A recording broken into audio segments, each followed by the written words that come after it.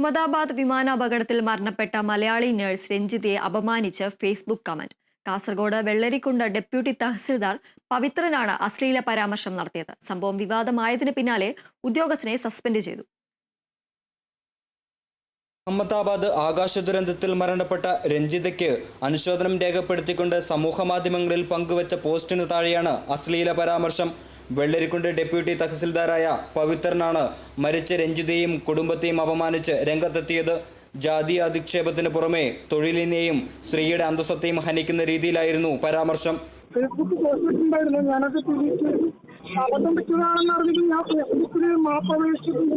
അതുകൊണ്ടാണ് ഞാൻ മാപ്പ് അപേക്ഷിച്ചുകൊണ്ട് ഫേസ്ബുക്കിൽ തന്നെ മറുപടി എഴുതിയത്. തെറ്റുപറ്റിയെന്ന് ഞാൻ എഴുതിയിട്ടുണ്ടെന്നോ എന്റെ ഫേസ്ബുക്ക്. സംഭവം വിവാദമായതിന് പിന്നാലെ തനിക്ക് തെറ്റുപറ്റിയെന്നും പോസ്റ്റ് പിൻവലിക്കുന്നതായും തഹസിൽദാർ വ്യക്തമാക്കി. മുൻപും ജനപ്രതിനിധികൾക്കെതിരെ വിവാദ പരാമർശം നടത്തിയതിന് നടപടി നേരിട്ടിട്ടുള്ള ഉദ്യോഗസ്ഥനാണ് പവിത്രൻ.